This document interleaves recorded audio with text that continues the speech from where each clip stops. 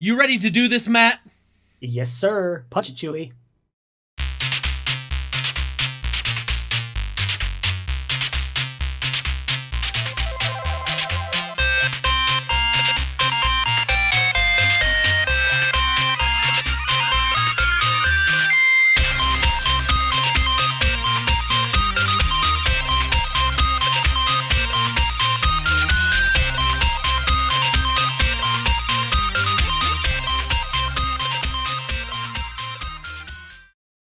Welcome, super friends, to the Fortress of Nerditude podcast, a safe place to talk about all things in nerd and pop culture.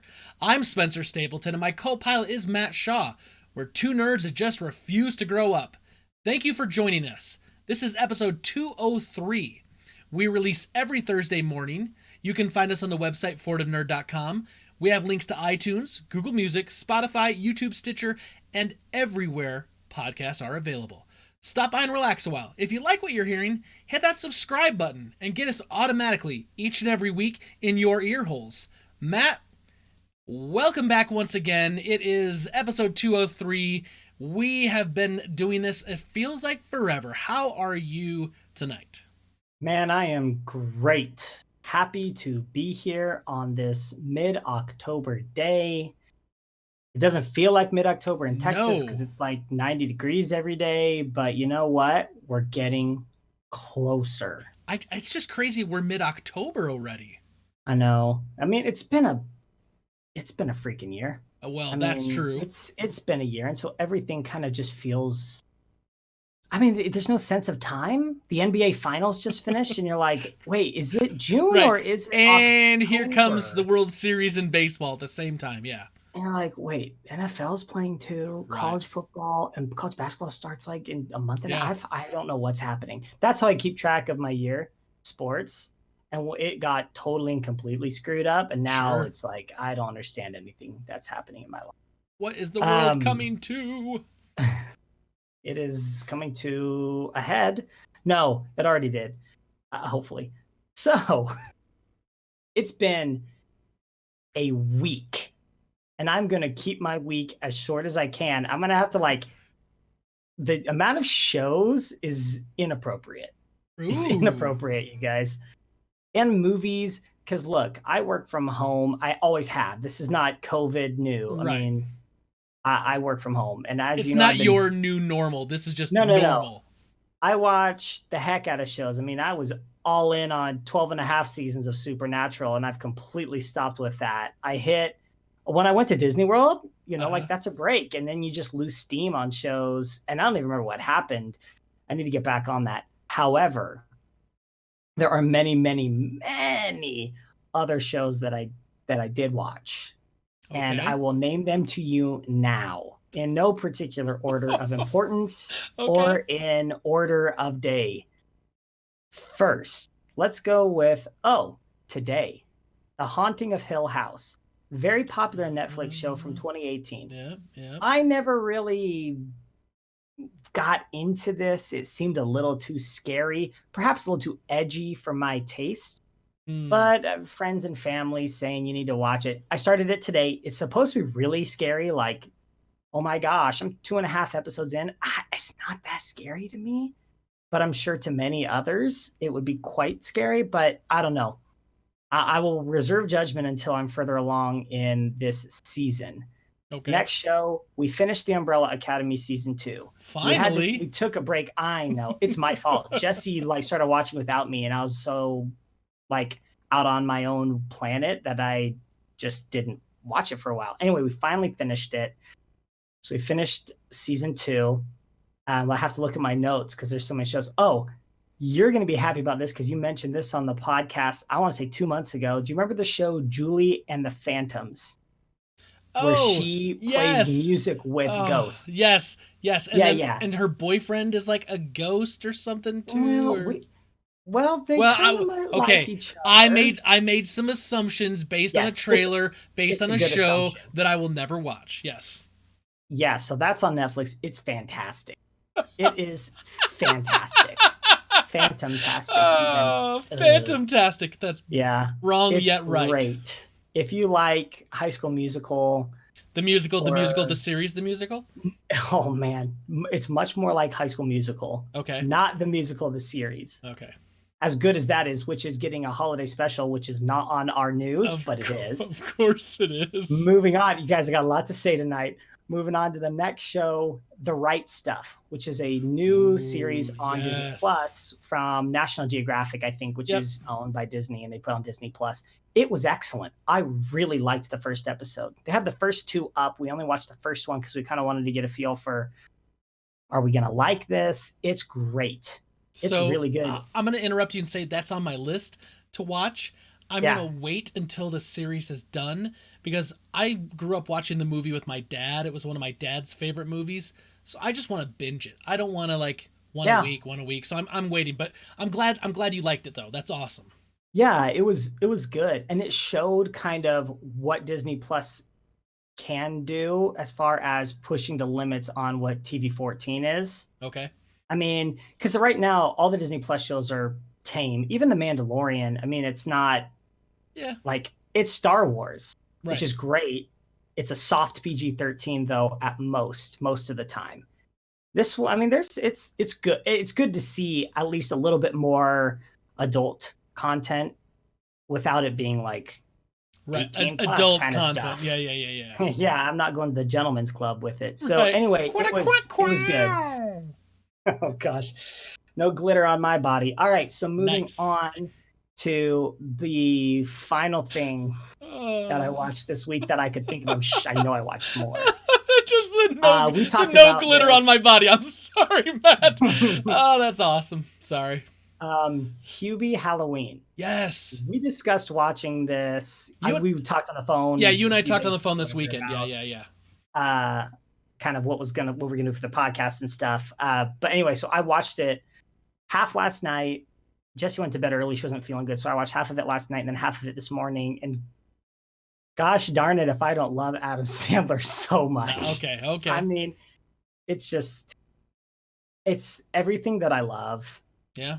And there's a lot of people who didn't like it, just like every Adam Sandler movie. When you look at Rotten Tomatoes, you're like, wait, is this awful or is it great? You know? And it's all depends if you like Adam Sandler and his style of comedy. I don't even know why critics review his movies anymore. Like, it's not made for you. Anyway, that's how I feel about Adam Sandler. It's a controversial topic with my immediate family. I am the only one who appreciates the genius of Adam Sandler. Everyone else just poo-poos on him. So I watched it by myself because Jessie has absolutely negative interest in watching any Adam Sandler movie. So anyway. And did you like it? I mean, like, was it? I really liked it. Okay. Yeah. But it's Adam Sandler. That's all I'm going to say. That's my only qualifier is it's Adam Sandler. It's typical Adam Sandler. The whole movie, he plays like a goofy Adam Sandler with that voice. This Adam Sandler voice. Not like his normal speaking voice, but his. Does he do that? Adam Sandler. Yeah. We'll never know. That kind of a thing. It's great. I loved it. Back to school. Yeah. Nice. Yeah. Nice. It's always fun to see who he gets in his movies because there's going to be some just like random comedians that show up, and he's going to have his staple of like his best friends. It's what we call friends of Sandler. Yep. Yeah, it's great. If you like it, it's great. Nice. And then played some Animal Crossing. We they got this out in Utah, and they brought it here. Have you ever had a crumble cookie? Yes. Yep. Okay. I sure have. So that I'm pretty sure that originated like in your neck of the woods. In Logan, Utah is where it started. In Logan. Yep. Okay.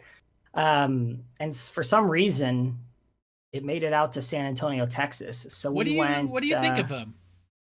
I like them. It depends. Jessie makes pretty great cookies, so it's like, maybe unfair. But when they had a pumpkin cake, like it wasn't even a cookie. It's a pumpkin cake shaped like a cookie, and it was fantastic. And they had like a melted Twix cookie, and it was great. That one is good. Chocolate chip, Jessie makes it better. Oh yeah. Peanut butter, Jessie makes it just as good, if not better. And so those kind of cookies, not really, but the fun exotic ones, it's a fun thing to do. Yeah, so We've been a few times. I here's my problem with that place. Uh, I'm a cookie connoisseur. I love a good cookie. And my problem is they kind of make those cookies more to be like cakey than Yeah, cookies. And totally. so like on the Twix one you mentioned, like that works because it's kind of the normal kind of like a shortbread cookie with caramel and chocolate. That's Yeah. going to work no matter what you do. But Hmm. when I eat their what, chocolate chip cookie, I'm like, kind of tastes like a chocolate chip like muffin almost. It just Okay. it's not it's not what I like. So Sure. I don't really go there anymore just because I'm like, if I'm looking for like a good cookie, that's not my place. But if you're in the mood for like that type of a cookie, it's probably one of the best you're gonna find in that kind of category. Yeah, it's fun to do, and we like it. Just something to do. We've only been a few times, maybe 2 times, 3 times. It's Okay. not close. It's out by this mall we go to every once in a while, so we Is were it out near there. Bucky's? No, good grief. If it was Dang near Bucky's, we might go more often just it. because Bucky's. we're going to Bucky's.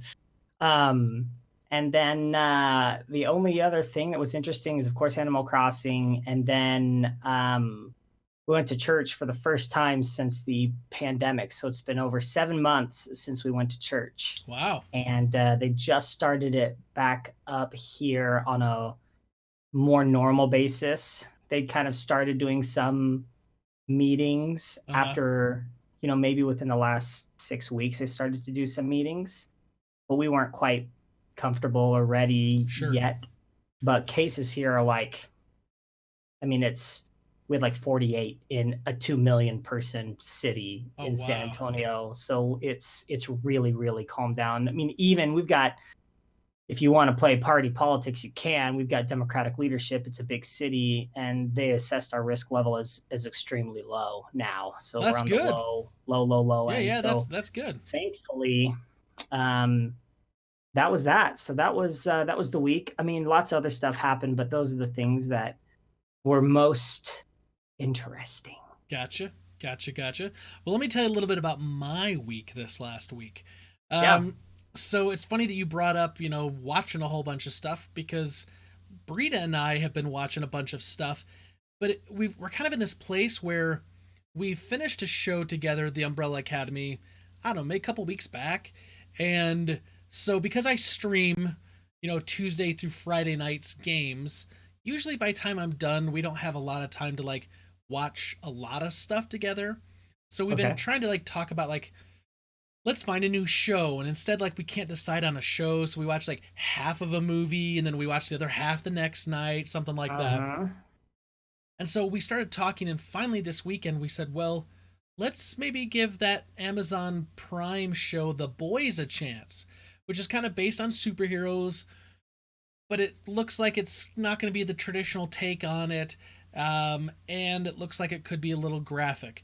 We watched maybe the first half hour of the first show, and Brita just stood up and said, "Yeah, this isn't for me," and walked out. And I was like, "Oh, okay." I'm like, I get it. Like it's pretty rough.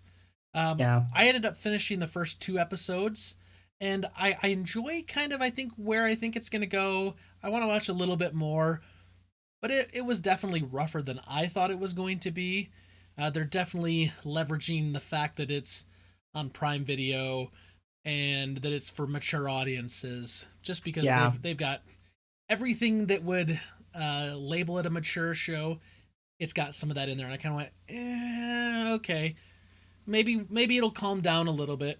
We'll see. Sometimes these shows will start like that to kind of shock the system and get a buzz going, and then they kind of Okay. taper off. So Yeah. we started doing that, and then we said, okay, we need a show. We need a show we can just like binge. And Brita said, let's just watch something we've seen before. Because I mentioned a few things. I said, Matt wants me to watch Lock and Key. And I said, Brita, do you want to look at that? And she went, no. I went, oh, okay. And I said, there's a whole bunch of super friends that want me to watch a bunch of anime stuff. And Brita just looked at me and started laughing. She's like, you're not going to watch it. I'm like, no, and neither are you. So we can move on. Matt's watched it. We're good for the podcast. Yeah. I don't know what the Shigemis want apples or eat apples is all about, but Burnaby, you gotta stop spamming that stuff at me. It's just nightmare fuel, brother. It's just giving me nightmares. That's all I'm saying. Let's see here. So we decided to go back to How I Met Your Mother because Bree just said, hey, we can stream this and, kind of keep it on in the background while we're now playing Animal Crossing again. We've kind of dived back into that beast. And so, we watched, the first 8 episodes of season 1 last night while I was doing stuff and she was doing stuff on our islands. And I'm just laughing at it. And I was like, yeah, it's been a few years since I've watched it last. So that was nice, but I'm still going to try to keep up with the boys. And we're talking about watching The Mandalorian again before its new season drops at the end of the month. So, which I got to say, we had this moment on Saturday, took the boys to go get their haircut. And we're sitting in the little, I don't know what's called, cookie cutters. And we're waiting for the kids to get their name called so they can go up and get their haircut. And they got all these little TVs and they got Disney Plus or Netflix on them. And Jackson looks over at me and says, Dad, what should I watch? I want to watch something on Disney Plus. And I was like, watch The Mandalorian. He goes, oh, okay. And Breeda's like, no, Spence, they're not going to put The Mandalorian on for him. I'm like, ask. If they say no, watch Phineas and Ferb. And he goes, okay. So he goes, 6 years old. He walks over. He hops up in the little thing. She says, what do you want to watch? She says, Mandalorian. She goes, all right, sure. Puts it on. And they're already in the middle of the 4th episode. Yeah. So other kids have watched this, obviously. Just turns it on. He's just sitting there and he's like, oh, Dad, they're shooting at the thing and they're fighting. I'm like, good. And he just sat there and he just was zoned in. That's awesome. My boy. I love that kid. That's so cute. It was so much fun. So we did that. Let's see. I started playing. I've taken kind of a break from Fall Guys a little bit. On Thursday of last week, season 2 dropped. Yeah. Added in a bunch of maps, added in some medieval themes stuff. It's really cool. Here's my problem though. You're getting still all the normal maps you got in season 1, now mixed in with maps from season 2. I was hoping we were going to get pretty much season 2 maps and occasionally mix in some season 1 maps. Yeah. And so I kind of feel like it's a new kind of I don't know, what do you want to call it? A battle pass or whatever to kind of get up to level 40 again and earn a bunch of little things. But I kind of feel like a little short change. I want to play the new maps. I don't want to play so many of the older maps that I've played for the last 2 months or whatever. So there's that. I'm still gonna play it, but I may not, mainline it so hard like I did when it first came out. Streaming on Twitch, just having a good time doing that. I've done a bunch of interviews for a position at work to hire a helper, to get an IT technician, to get me some help. That's been going pretty well. I've got a really good candidate that I like, so probably going to do a second round of interviews with some other people from the global IT team I work with, and then go from there. So that's exciting. Still kind of looking in the pipeline, see if there's anyone else that looks good to bring in for a first round, but hopefully we can get a little help out my direction. Good. And that'll free up some time so I can focus on other things that I really need to be putting time into. Let's see what else. Just normal stuff, man. Family time, over the weekend. Got the lawn mowed, all the usual stuff. Right. So, nice. Okay. Yeah, it's been a good week. Week. But, Matt, even though it's been a good week for you and been a good week for me, it's about to become a bad week for them Bothans. Is there any specific way you wanna get them Bothans this week? Let's shoot them with acid from a Super Soaker from 1993. Ooh, that lead paint, I tell you. I always have to let you know, many Bothans died to bring us this information. Rest in peace, you Bothans.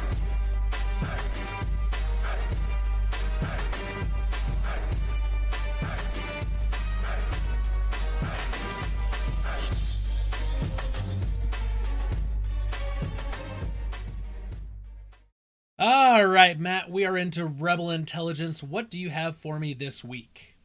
All right. So we spoke last week a little bit about the new Spider-Man that's coming out, Spider-Man 3. Yes, we You did. mentioned Jamie Foxx, and we were like, oh, let's make the podcast about this. And we talked about recurring characters or recasting or not recasting, whatever. You know what I'm saying. You Remake listen, or everybody. recast. Yep. So we've got more Spider-Man 3 news. So the wheels are turning on Spider-Man 3, and we've got that Doctor Strange will be filling in as a mentor of sorts Yep. to Spider-Man. So we know that Benedict Cumberbatch's Doctor Strange will be a major part of Spider-Man 3. Yeah. Which to me just makes my mind go, wow, is this Spider-Verse thing potentially real with now getting Doctor Strange involved? I don't know. We'll have to wait and see.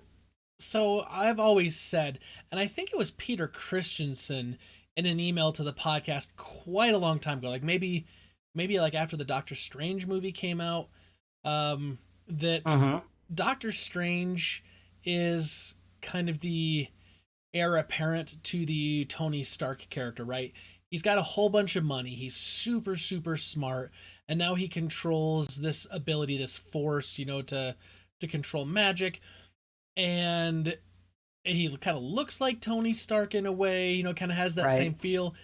So I think he pointed out that, like, when they decide to move away from Robert Downey Jr.'s Tony Stark, they can go right with Benedict Cumberbatch's Doctor Strange, Stephen Strange, and it would be a natural successor to kind of fill that void or that role in the team, which kind of makes sense. Also considering that in the Avengers movies, we see Spidey and Doctor Strange in the same locale and interacting with one another. So like that would it would make more sense than like all of a sudden like Bruce Banner showing up and interacting with them because they didn't interact in the movies, right? So this doesn't surprise me. However, since we know about the multiverse at the end of Endgame, and then we get it in Far From Home, now with the Electro, and now with Doctor Strange, and it's like, ooh, I definitely think we're looking at some more multiverse stuff, and I'm kind of okay with that. And of course, like, it just gets my wheels turning, and I'm thinking that the multiverse is how they're going to introduce the X-Men and the Fantastic Four. It would be the easiest way to cross them over and bring them in from another multiverse, and now they're here, and so we don't have to explain why, like, how we never knew that there was Charles Xavier in New York, and that, like, anyway. So okay. I like this. I like Benedict Cumberbatch's Doctor Strange. The only thing I think I saw an article or two about this as well, is that both movies are going to be going into production roughly at the same time, maybe within a month or two of each other. So which one comes out first? Which one's going to come out second? Who knows? But that also means to me they could be dropping pretty close to one another so that they can piggyback from one to the next. Yeah, that would be cool. I'm into this. I think it's great. Doctor Strange is really cool. I really like Doctor Strange, and we all know how we feel about Spidey. So cool news, exciting news. Lots of interesting theories and thoughts to come as more casting announcements are made and potential storylines drop. We'll see. I love it. All right, so I'm going to get away from all of the Marvel, Disney stuff here for a minute, because don't worry, baby, I'm coming back. Like I'm not leaving the girl that took me to the dance. But sure. If you recall, there was this great movie that came out, Ready Player One, a couple years ago. It's based off a book called Ready Player One that came out in like 2011, maybe something like around there. I really, really enjoyed the book. It is great, and we talked about the fact that there's going to be a sequel to the book that comes out here in like November, so just maybe like a month and a half away. Yeah. It's called Ready Player Two.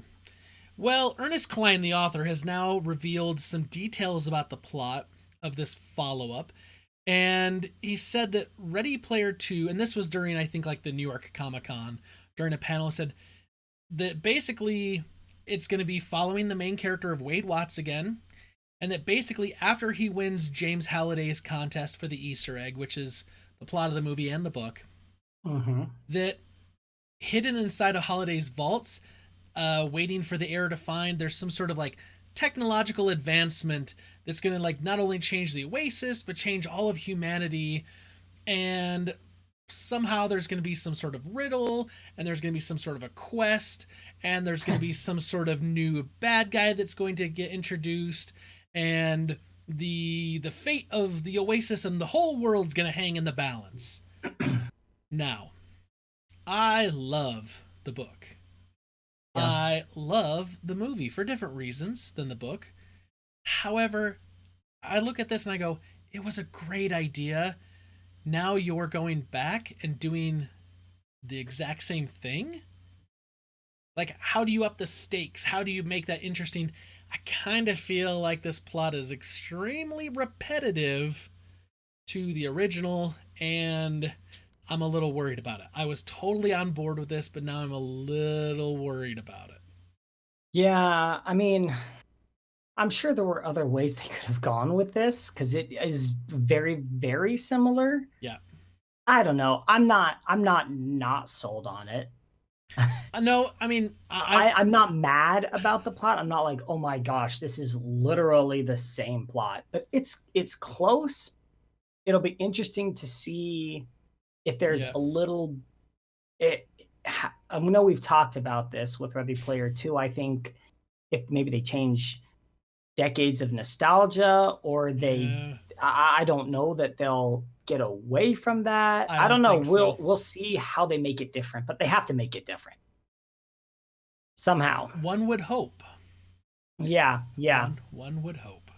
We'll see. Interesting. Well, when does that drop? Okay, the book's in November. The movie's not for a couple years. Years down the road. I mean, I like Ready Player 1 too. Yeah, I'm sure the movie's already been greenlit, so it's just a matter of the book coming out and then ramping up into production. Yeah. Okay.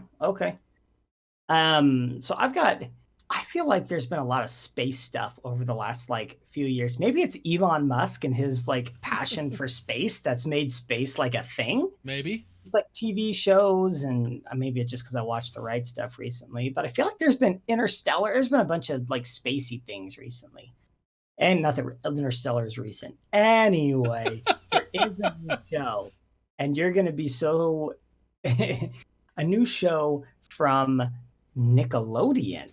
Ooh. We're going to Nickelodeon. We spend so much time. Nick. Yeah, man. Nickelodeon. They were rivals. Nickelodeon and Disney. Clearly, there was a winner there. Yeah. But Nickelodeon is having a new show that's called, brace for yourselves, it's called The Astronauts. So, all right. I mean, space show about astronauts.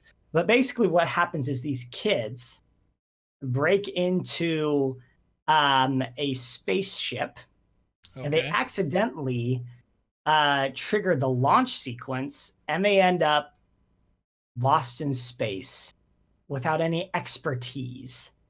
And essentially what's happened is Nickelodeon has taken like Apollo 13 meets children that weren't supposed to be there, is what I expect it to be. Like, there are going to be all sorts of dramatic things that happen. They don't know how to run a spacecraft. The show is about them communicating with, mission control and how to get home. And I don't know we don't know a lot about this. We don't know how based in reality this is going to be, if they'll interact with any kind of sci-fi tropes, or if it'll be kind of more straightforward like Apollo 13. Which is a realistic space odyssey of sorts. I don't know. It'll be interesting. Comes out November 13th, but they've taken a lot of detail, or they've taken a lot of time into creating this spacecraft that these kids spend a lot of time on. They've studied things like Interstellar and Apollo 13, and they've tried to make it as realistic as possible. They even say that even though they're working with children, they've made this spacecraft as if it were supposed to be manned by adults. So none of the things are going to be kid size. So there's an extra layer of difficulty to these children navigating space. Completely unrealistic and an impossible plot that would never happen unless Elon was smoking weed. Wait, he already does that. So who knows what real things could happen, but I've seen this movie before, Matt. Oh, really? What's that called? It's a little movie from 1986 called Space Camp, where 4 teenagers and a 12-year-old go to space camp in Cape Canaveral, Florida, to learn about space. And one of the boys, like the 12-year-old boy, makes friends with some robot there. And as they're all sitting in the space shuttle that's not supposed to be functional, he makes a wish that says that he wishes he could go into outer space. And the robot turns on the systems and blast them into outer space, and then they have hijinks and oxygen tanks don't work and this and that and the other, and they eventually get back to Earth, but they have to figure things out because everything are made for adults and they're just kids in outer space. Oh my. I no joke, do not kid you. Not that I just looked that up because I figured something's based off that. I have seen that movie a number of times as a child. It was the movie that inspired me to want to go to space camp that I did in like around, I want to say 1989 when I went to space camp a couple of years after that movie came out. I like the idea of this Nickelodeon show. I really do, because I think it's cool to show kids outer space and show kids space exploration and get them interested in the sciences. I think that's great. But it falls under the trope of how do you get children into outer space? Either they're already in outer space with like their family or something, or somehow they're just sitting in a rocket that just boom happens to go up into outer space, and now they got to find their way back, and something goes wrong, and it's Apollo 13 with kids. Right. So. Yep. It's the latter. So we'll see how this goes, or we won't. We'll see. All right, that's what I've got for the Nickelodeon realm of things this week. Let me tell you what. Go watch 1986's Space Camp. Okay, I won't. But okay. Okay. Well, you're probably okay then. I'm gonna watch Nickelodeon's The Astronauts. I don't know what you're talking about. Okay, fair enough, baby. I got you. Okay, let's stick with space. Okay. The Final Frontier. These are the voyages of Star Trek Discovery. Oh my gosh, Matt, I cannot tell you how excited I am and how much I totally forgot that this show comes back in like 3 days. Matter of fact, like when the podcast drops, like this show is back. Oh my gosh. So you got to remember, it is coming to CBS All Access, and it is, it's a week by week type of thing. They're not dropping it all at once. But at the New York Comic-Con, they dropped a trailer for it. And it's not very long, but it picks right up where season 2 kind of left, with our main character Michael Burnham, and I'm not gonna go into details because I know there's a lot of super friends that maybe still haven't seen it and definitely need to. I gotta say, Star Trek is great. There's a lot of great things that go on in Star Trek, but sometimes going back to older Trek can be difficult, can be a little hard. It feels a little dated, but Star Trek Discovery is very well written, very fast paced at times. It's well acted. It feels modern. It doesn't feel like the 1960s, original series Trek. And the 3rd season's coming back. I mean, with all this pandemic and all the COVID and all the things not being where they're supposed to be and pushed back and moved around. Yeah. I forgot, Matt. I totally even forgot this was a thing. And so super, super excited that this is coming later this week. Nice. I don't know. It'll take me a little while to get back to it just because I will wait for a couple episodes to kind of get going, and then I'll start watching. Okay. I'm really despising this like one a week thing. Like, I'm so used to the Netflix, boom, drop it all at once and just binge. So yeah. We could have a podcast as that as a topic, the pros and cons. I'm pretty I've got- sure. I'm pretty sure I've talked about that before. We probably. I'm sure that that's been a topic. Yeah. After 203 episodes tonight, I think that that's probably been discussed Yep. before. Which is kind of cool because when this podcast started, the whole idea of like series dropping, like that's kind of like right when we were starting to change over some of the media's watching patterns and habits. So Very true. I've got something for the PlayStation. ooh, The PS5, which nobody can get, apparently. Sony's just apparently mandated that nobody gets a PlayStation.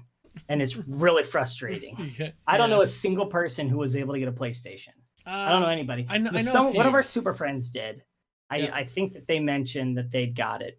I don't know personally anybody who was able to pre-order a PlayStation. And I do know that there were a lot of people who, like me, were refreshing and putting it in the cart, and you just can't get one. And it's stupid and it sucks and it's a disaster and I hate Sony. But aside from that, we had the pleasure of watching the famous Yasuhiro Utori tear down the PlayStation 5. We all know Yasuhiro. We all know him. Yasuhiro. He's well known. Big freaking deal, at least here in the States. I mean, maybe his deal is big, but like he's not big.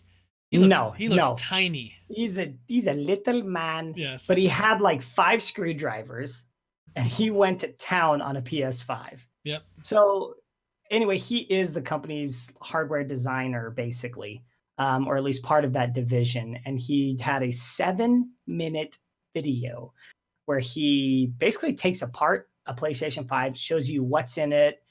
And we know the specs already, but I think kind of what's on everyone's mind is like, it's a big one, guys. Yeah. What's inside? So he spends 7 minutes showing you what's inside. You got to watch it with like kind of an English description. I don't know if they've added subtitles yet to it. As of this article, the answer is no. There's no subtitles, but there's a description in English, which I don't know. It's probably good enough.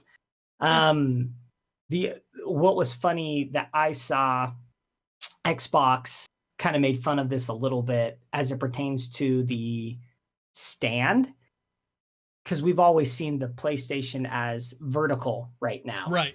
They show the PlayStation 5 as vertical, but like, hey, it can also be horizontal.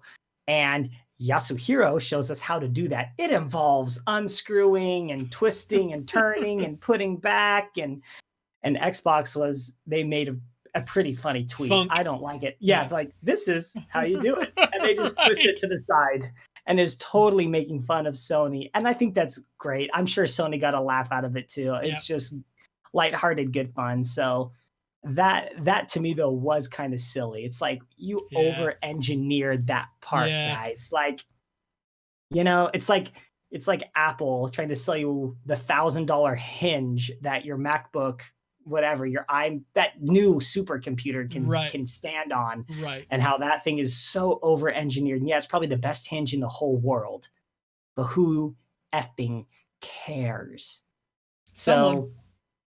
Anyway, it was somebody, because they probably only sold one of those things in the whole world. But the funny thing is, Matt, I've got a PS2, a PS3, and a PS4, and somehow I can lay them flat or turn them up on their side.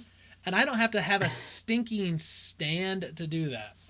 No, you don't. It's pretty entertaining video though. Yeah. I mean, that part's a little silly, but it is interesting because you do get to see the components and what's inside and how they work, and not how they work, but it'll be from a tech guy's perspective. I enjoyed watching that breakdown because I'm like, oh, look, look at how small the RAM is, and it's right on the motherboard, and it's right close to the processor, and this and that. Like, I enjoyed that. But from a fan perspective, there was only one thing that I took away that I'm really excited by. And it's that those big white spaceship looking wings, you can take them off. They can come off. And I went, wait a minute. If those can come off, someone is going to make replacements. Totally. And maybe they'll make smaller versions, because like it just looks like 2 like little clips. And so it's like, if you just push and slide, like it kind of like snaps off. Yep. Someone can make smaller ones, more form-fitting. They can make just black ones, so like the whole thing looks black. They can make custom ones, like you could get, whatever.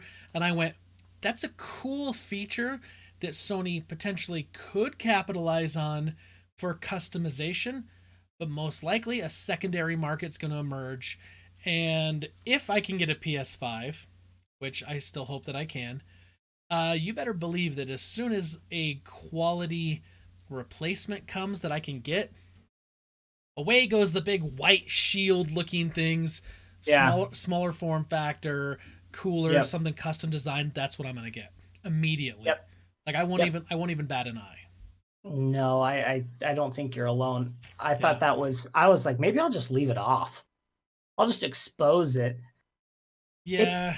It's not, I don't really, I mean, at a loss for words as to the finishing touches. I don't mind that it's that size, but I don't know if I really like the kind of like seashell like movement to it, if that makes sense. It's almost like the Sydney Opera House is a piece of hardware in my house that plays video games. So it will be interesting, and I am sure I'll bet you Sony will come out with stuff too. I mean, it's not as beautiful or as smart as like the Joy-Con for the Switch when you can get dozens of colors and they're like, yeah, that'll be $80 for the set. And you're like, okay, fine, if that's what it costs. So anyway, we'll see. We'll see. Okay. I like it. I did like that breakdown. Speaking of breaking down an idea, Disney. Oh, Disney. Oh, Disney. Disney, what? First, you take the ride Pirates of the Caribbean, and you give us a movie. And then that movie becomes like, this thing. That great movie. The first movie is great. Amazing. And I will still say, I'm shocked that they took a 15-minute ride at Disneyland and made it into that, because it's amazing. And we know that they're coming out with a Jungle Cruise movie starring The Rock.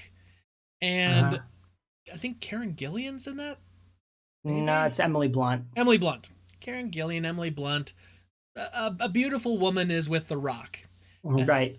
So that, I'm kind of like, okay, that once again is kind of a short ride, and they can kind of do whatever they want. Like they're in the Amazon, they're snakes, they're going to fight things, whatever. Right.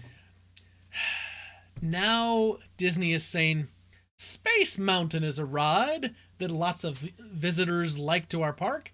Let's make that a movie. Okay, so can we just combine the Nickelodeon show, The Astronauts, with Space Mountain and like put them together and like that? Like, this is one of those things where I'm like, okay, I know that they're going to take this idea and start finding new ways to be like, Big Thunder Mountain, that will be a movie. Winnie the Pooh and the Honey Pot. Like, they're going to figure out a way to, to do this. I just kind of look at that and go, you got one good one under your belt. Okay, one. We don't know about the next one yet. Hasn't come out. Now you're already green lighting another one. They're probably looking, saying, what else can we do? This, that, and the other. I mean, it's just a matter of time. They're doing the Haunted Mansion a second time. Yeah, I forgot. We talked about that on the podcast. I forgot, the first awful Eddie Murphy movie, and now we're getting another one. Yes, I forgot. And now we're getting Space Mountain, which I am interested to see how in the freaking heck you make a movie off of a ride. At least in Pirates of the Caribbean, there's like scenes. Right. Like you ride through a series of scenes, and it's not necessarily a cohesive story. There is somewhat, there's a skeleton of a story there.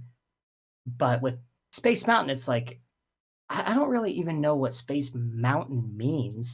I just know I love that ride, and I go on it multiple times every time. It's so fun. Right. But I mean, I don't know. It's just, I don't know. Gosh, I hope it's better than Tomorrowland. What's next? The Matterhorn ride, where we're gonna be. See, but you can make a Matterhorn ride because there's a villain, there's a Yeti, like there's a story that could happen there, and it's like clear. It's like, okay, there's a bobsled, and you're yodeling, and you got to get down the mountain because this Yeti's chasing you. In Space Mountain, it's like, I don't really know what the story is. We got on this rocket ship and we went into outer space.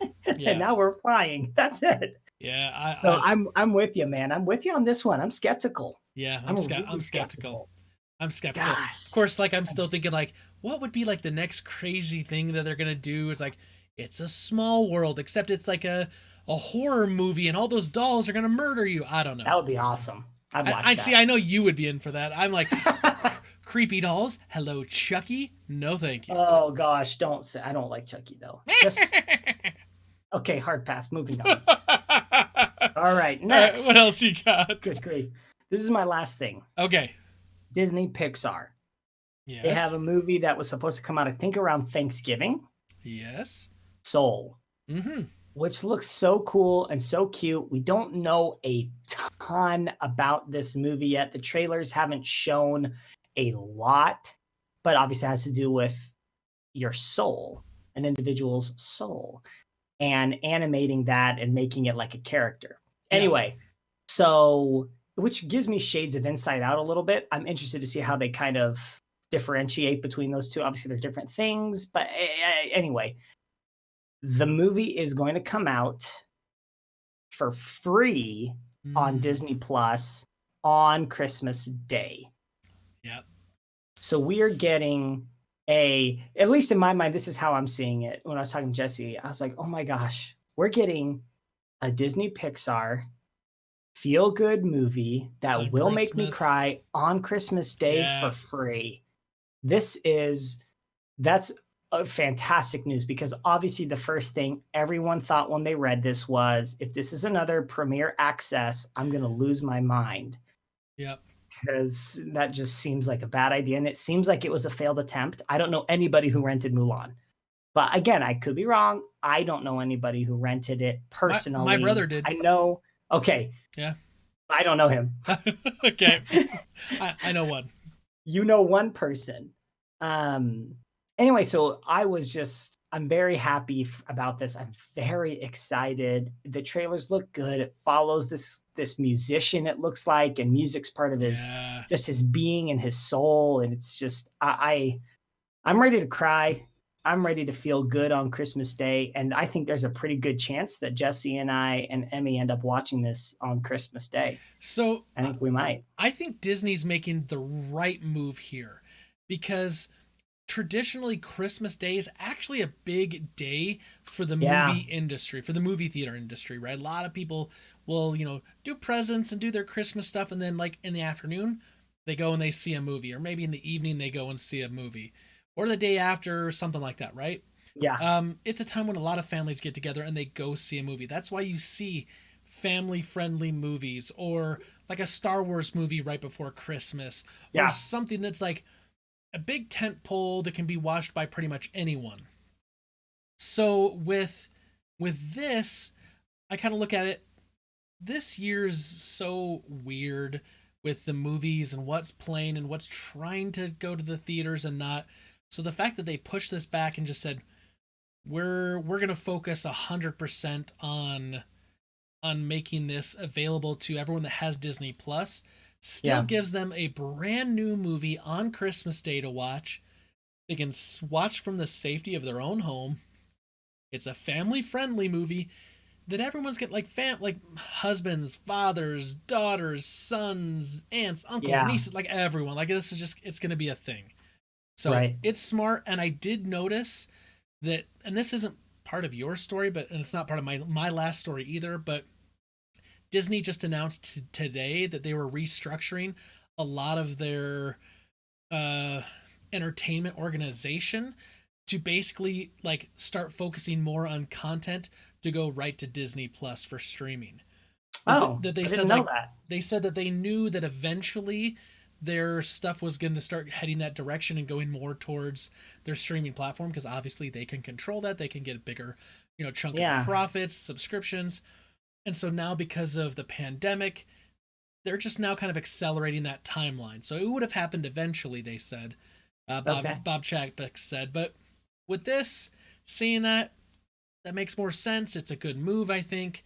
And I think it's really one of the only ways we're going to be getting new movies through the end of the year, which leads me into my last topic. All right. You remember last week when I was talking about how the fact that I'm like re-listening to the audiobook of Dune because I'm super excited for the December 18th release of Dune? Yes. Yeah, that's now October 1st, 2021. Matt Reeves' The Batman was originally supposed to be October 1 of 2021. It's now March 4th of 2022.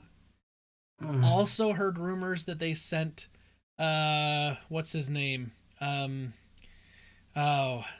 star of the Batman, Robert Pattinson. I heard that he got sent home because after his whole COVID thing, like he's out of shape and he like can't do some of the stuff, and that's a rumor because he's probably still suffering some of the after effects. The Flash movie has been was supposed to be June 3rd of 2022. Now it's November 4th of 2022. Gosh. The new Shazam movie has been bumped originally from November 4th of 2022 to June 2nd of 2023. Oh my gosh. The fourth Matrix movie got bumped from December of 2021 to April of 2022. And Black Adam's been entirely moved off the calendar. We don't know any time what it is. Now, the only thing that looks and appears to still be on the calendar for this calendar year is Wonder Woman 1984, which is still scheduled for Christmas Day. It hasn't been pushed back, but essentially every big major release that was supposed to be in 2020 now has pretty much been pushed back off the calendar into 2021. Anything in 2021's been pushed into 2022 or 2023. To me, I think all the studios recognize that this pandemic we're in right now, people aren't going into the theaters. They're just not. We saw that with Tenet. They released the big Christopher Nolan movie that was supposed to drive people back into the theaters in August, and it didn't work. If you remember, Onward released in the theaters, was there like 5 days, and then pretty much everywhere kind of shut down. And so then they put it to straight to video on demand, let people buy it for like, $20 and get it a month and a half early. Then they put it to Disney Plus so that people could get it because they wanted to make some movie back. That's why Mulan went to the premiere, because that was supposed to be their big thing. So studios are all pushing their stuff back.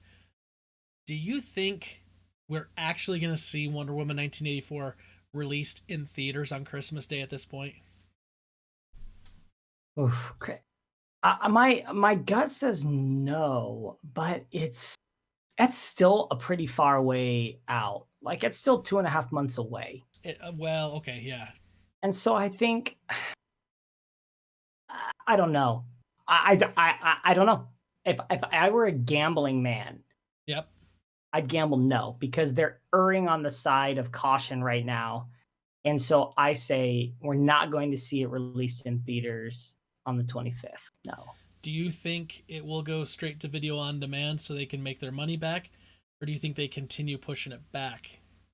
I think they continue pushing it back. This movie's too important to them.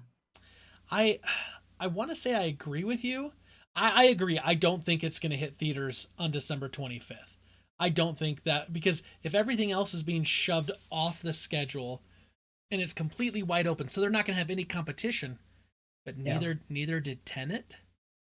And Tenet made a pittance of what they were hoping it would make. It didn't. It did not make its money back. Like, that thing needs to go to VOD to make money back. Yeah, I don't know why we haven't seen it yet. I'd buy it. I'd buy it too. Just to watch it. So would I. I mean, even to watch it once, I'd pay $20. I don't care. I care. Don't get me wrong. I'm not moneybags over here. Listen here, Scrooge McDuck. Yeah. But yeah. I agree. Like, I would spend $20 to see a big movie and to own it. So, like, Breed and I could watch it whenever we wanted at home or something. Sure. We would do that. So I think that unfortunately any movie that's complete and done right now, if they've been sitting on it and waiting, the problem's going to be everything else is shifting back and compacting together. And so what's going to happen is once movie theaters really start opening up and once the public starts really going back to movie theaters, then there's going to be this like tsunami of movie studios wanting to release everything. So then you're going to have the problem of, hey, we just dropped 7 Marvel movies in a year, and we dropped 6 Star Wars movies and 5 Indiana. Like, okay, I know I'm exaggerating, but the idea is they're gonna pack so much into a single year that potentially movie-going audiences are gonna say, hey, I can only afford to go see 4 major movies this season, and there's 9 coming out. So that means 5 I'm not going to go see. Like, people are going to have to make a decision with their dollars, and there's people that haven't been working, Matt. So I think if Warner Brothers is smart, make your money now. Drop this thing around Christmas. Make people pay for it, video on demand. People that have Disney Plus are going to go watch Soul, and then they're probably also going to drop $20 to see Gal Gadot as Wonder Woman in Wonder Woman 1984. Just my guess. I would. Yeah, no, I don't. Here's what I would do if I were HBO. I would try and get the rights to distribute this so that people cared about HBO Max. If it went to HBO Max, I would even sign up for a month, and then I might forget that I'm signed up. Like, that's what they bank on. Now they just keep hitting your card, and you're like, oh, there's some okay content on here. I agree, but they have to do a video on demand release for like a month or two first before they put it there. Because otherwise, I'm going to sign up for a 15-day free trial of HBO Max, watch Wonder Woman 1984, and then cancel. Now I've seen it for free. Warner Brothers doesn't make a penny. Well, Warner Brothers, that's why I say HBO has to buy it from Warner Brothers. Like, they have to be able to purchase the movie and then take a gamble on it. That's the only way that would go to HBO Max.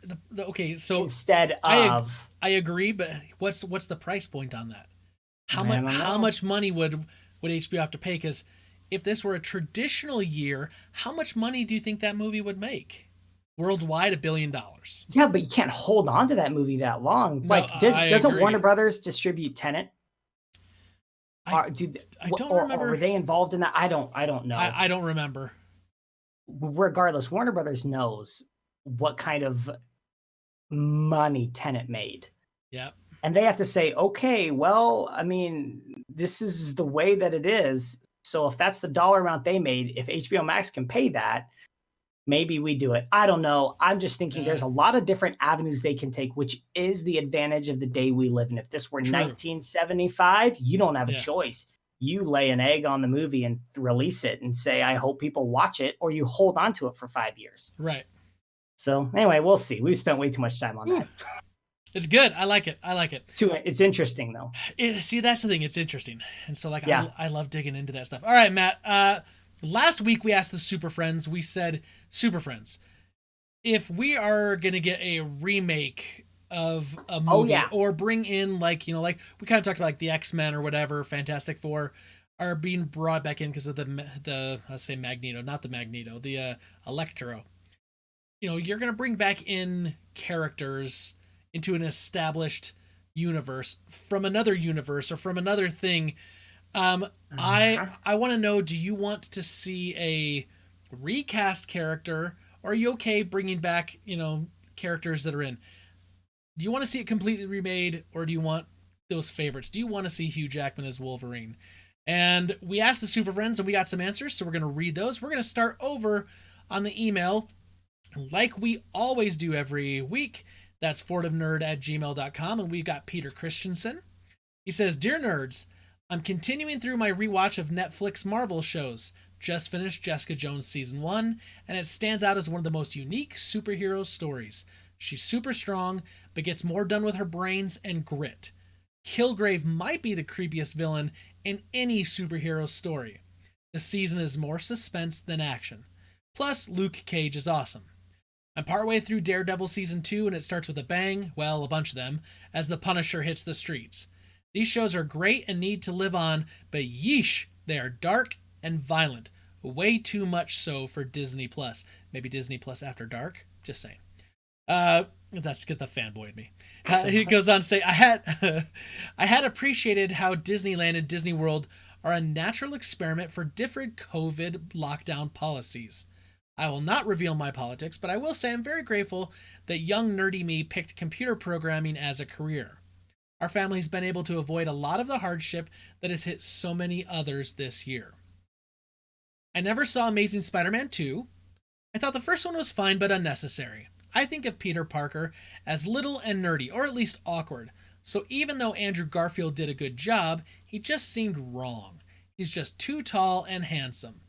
I wouldn't worry about people getting confused about Jamie Foxx. Most people haven't seen all the comic movies and wouldn't even notice. And Amazing Spider-Man 2 just didn't make the same cultural impact as the previous Spider-Man films. Ditto for reusing actors from Suicide Squad. People just don't care about that movie and won't get offended if it's salvaged for spare parts. As far as the X-Men go, just throw it all out. Every single one. The original cast is too old, yes. Even Hugh Jackman, let him rest.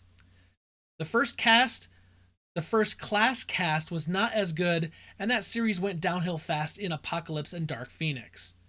I'll allow 2 exceptions. Ryan Reynolds can play Deadpool until he dies, and Deadpool can do whatever he wants. And James McAvoy can play older, bald Professor X now. Optional, not required. The casting of the original MCU shows there are great actors out there. You don't have to keep reusing the same famous people all the time. Disney and Marvel made stars, and they can continue doing so again. My 2 recasting suggestions are 1. Alden Ehrenreich as Cyclops. Handsome, strong, kind of boring, and he was good in Solo. I'm sure he's available. Which I actually think that's kind of good for Cyclops, because Cyclops to me is kind of boring as well. He says 2. Danny Pudi, Abed from Community says, as an ethically woke recasting of Reed Richards / Mr. Fantastic. Cheers, Peter Christensen.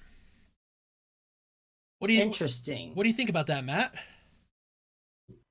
Casting choices, fine. No problem with that. I did find this interesting that I read an article. I didn't verify this myself on Disney Plus, but it's legit that they categorized, because they've been releasing the X-Men movies onto Disney Plus. And now they have separated those, so to speak. Mm-hmm. So they have kind of phase 1, phase 2 of the MCU, and then they have what they're calling the Marvel Legacy. Right. Which is them Fox saying stuff, yeah.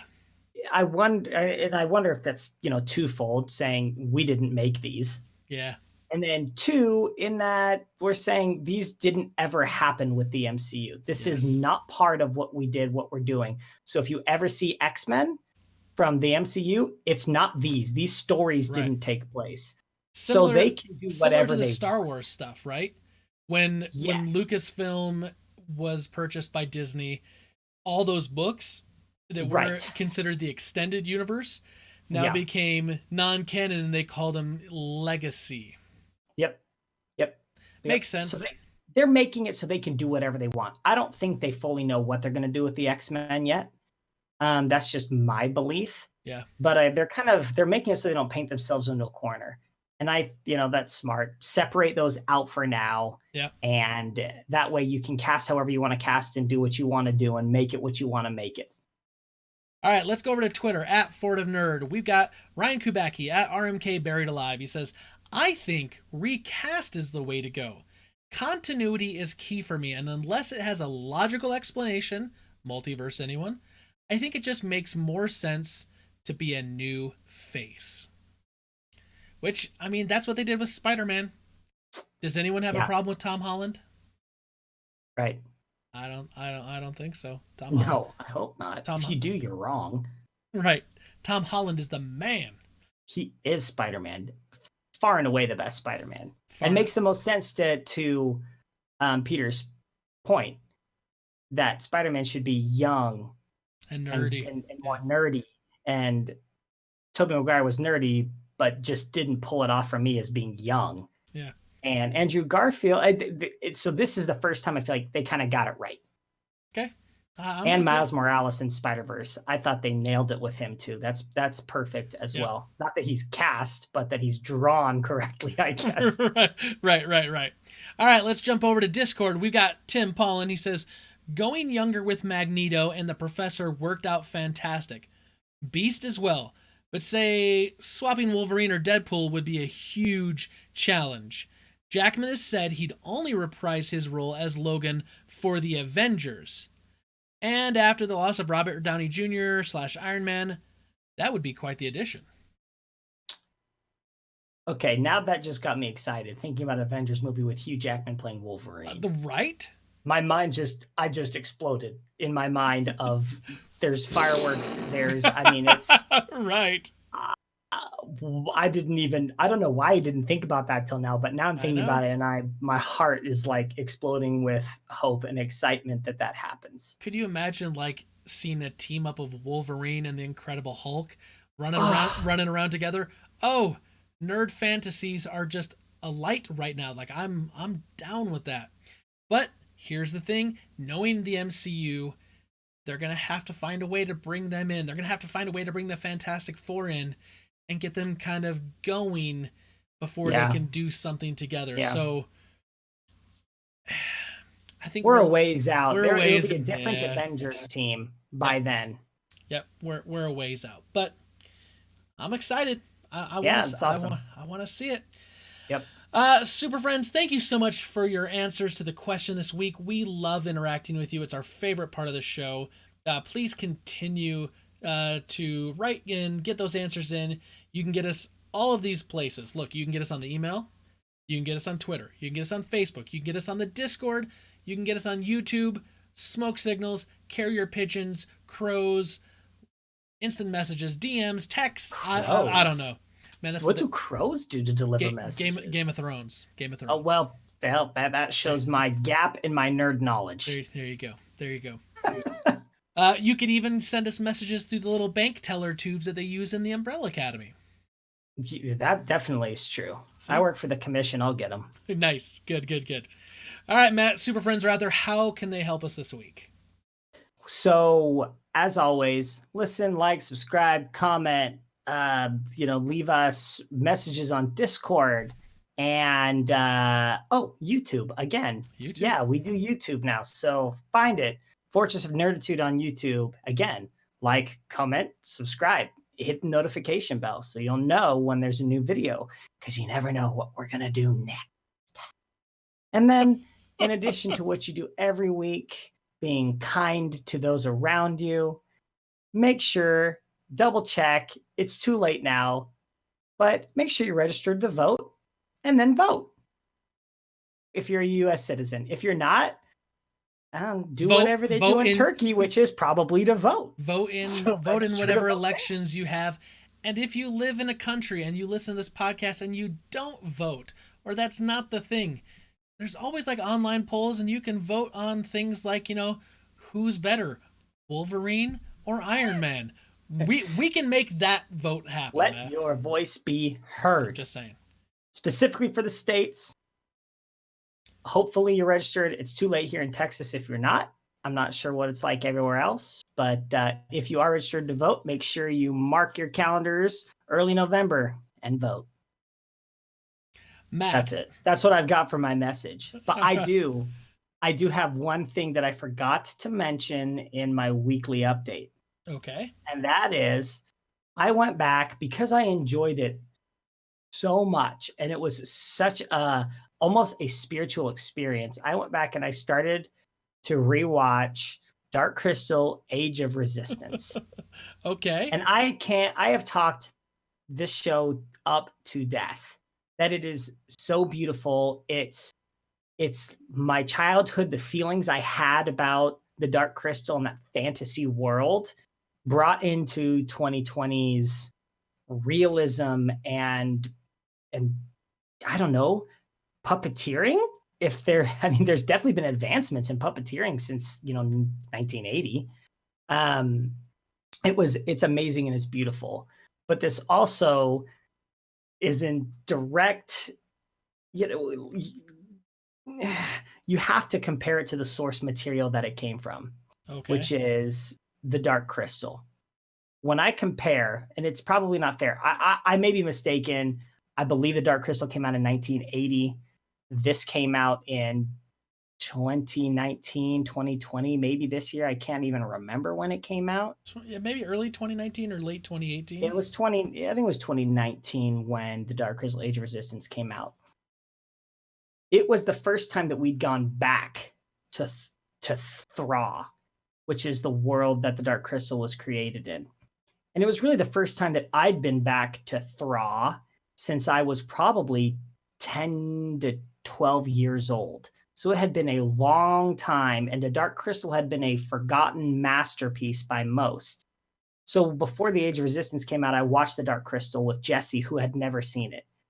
And I finished it, and I tried my gosh darndest to relive those memories. And you know what? It was not that great in comparison to how I feel at 32 years old watching a movie. It was a little boring, a little slow, as a lot of movies are in the 80s. Just entertainment was different then. Yeah. There was more exposition and less action and less kind of visual stunningness. Yeah. So I thought for today's podcast, what we could discuss was my experience in revisiting something that I hadn't kind of been involved with in a long time, and whether it sucks now or it's just not that good, Okay. or it's just as good or just as fun as it was that you remember. The Dark Crystal is kind of the balance of that.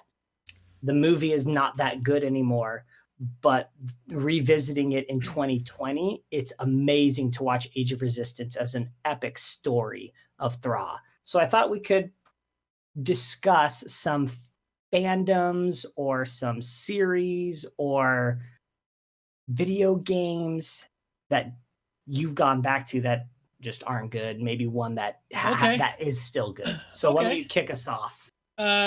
So I'm glad you said video games, because immediately my mind went back to when Stu was with me as a co-host on the podcast. Stu was way still into World of Warcraft and super excited. I played World of Warcraft right around the end of the Burning Crusade campaign, which was like the first big add-on to the first expansion to the vanilla World of Warcraft. And like right as they were transitioning from that to I was going to call it Icecrown Citadel, Wrath of the Lich King, which was the second expansion, which I played that game every day, hours and hours at a time. I was raiding, I was doing all like the high-end level end game stuff. I was in a guild. We all got together and played online. Even when I wasn't online, like guild mates would be messaging me. I became an officer in that guild. Wow. Eventually, I think I took over that guild, or like co-managed that guild for a while. It was an experience. I really, really, really loved that game at that time. Played the mess out of it. Was involved in a huge community, and just generally had a good time. Like, I mean, I probably dropped more time into that game than any other game, maybe minus Halo 2. I still think Halo 2 is the game that's got the most amount of hours of any game. So, when Stu was talking about the new expansion, the Battle for Azeroth, I was like, okay. He hooked me just enough to make me go, all right, I'll pay $15 to renew for a month, and I'll play. And I went back and I started playing, and Stu and I played together occasionally, but like our schedules didn't always match up. And I found that as I played, I felt it was a really hollow experience for me. I hadn't played in years. Like the last expansion I played was, I think, Cataclysm, that came out right after Wrath of the Lich King. And there had been like 2 other big expansions that had come out in that period before Battle for Azeroth. And I hadn't played any of those. And I hadn't probably played the game in 6, 6 years, maybe a little bit more. Yeah. And so I jumped back in and I was starting to like level up and try to follow the story. And I love the lore in that game. And I love some of the story stuff, but I've been gone enough that like I didn't really know what was going on. I kind of didn't know a lot of the story beats that had happened in the two previous expansions and what was going on. So, and I didn't want to invest a whole bunch of time trying to like go and find things to read on the internet and like read synopsis. I just kind of wanted to play, and the community aspect of it was gone. Like there just wasn't any of the people I used to play with there anymore. So I was going to have to try to go and find a new community and branch out. And I kind of went, I don't want to put that kind of work into this to see if I still want to play this.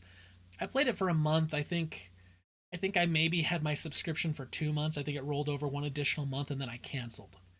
And I walked away saying the graphics still feel the same like they did 6 years previous. Yeah. The gameplay is still the same. So like if you enjoy that, like that's not a problem. But it's a game where the experience to me is the community you play with. It's the relationships you make.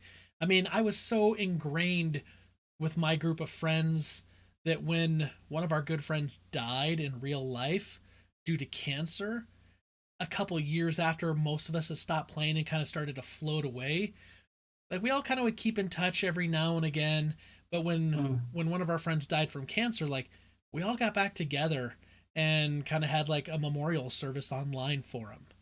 Yeah. And got together and shared stories and memories and chatted and talked, and it went on for a couple of hours, and it was just a good chance to like catch up with friends again and to talk about a friend that no longer was with us. And so for me, World of Warcraft is that video game. I had that experience of like trying to go back home again, but home's not really what it was when you were there. Like it's just not the same. Yeah. It's kind of a sad podcast, to be honest, because it's some sad realizations of either you've changed or other people have changed, or your perspective is just different because 2020 and 2019 or 2018, however recently you went back, is not 1982 or 1992. It's right. Just not. So yeah, my first one that I thought of was Pokemon. The card game. Or the video game. In general. Okay, just Pokemon. The card game first is kind of what was interesting to me when I was really young. I didn't play it a ton. I just liked collecting the cards. And but I played the crap out of Pokemon Blue and Pokemon Red, and then I think it was like Silver that came next on the Game Boy. These were all on like my Game Boy Color. Okay. And I played them like a lot, like really a lot. And this is before I think the Game Boy Color had like a backlight, and I had to use one of those weird like attached little lights, worm light things that try so you can see. But I wanted to catch them all. And I spent forever trying to catch them all. And it was this massive world and this great storytelling. And there were card games, the video game, the TV show. And it was this world that I enjoyed. Maybe not, I wasn't as into it as some, but it was something that I really liked, in that particularly the video game that I cared about. And then I don't know, grew out of it. And I kind of just grew out of video games for quite a while. Okay. And then I most recently went back when Pokemon Let's Go Pikachu, Let's Go Eevee, and Sword and Shield were going to come out. Okay. And that was really recently, obviously. Sword and Shield, I think, came out less than a year ago, like November of last year. And Pokemon Let's Go whatever, which is a remake of Pokemon something else.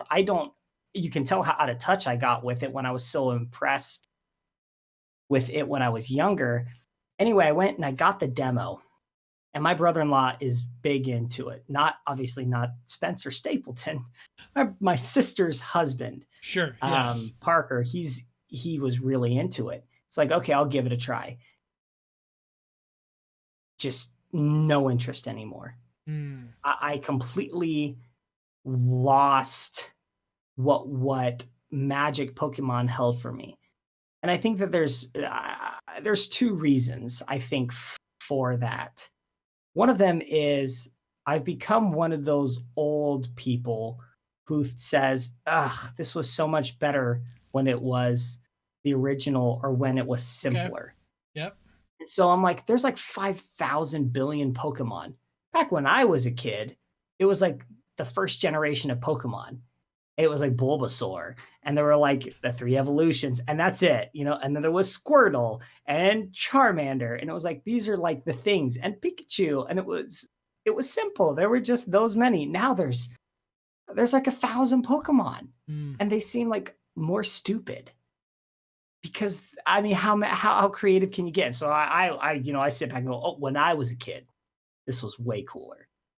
So I think that's one of the reasons. The other one is just I just don't find myself enjoying that type of game anymore. Okay.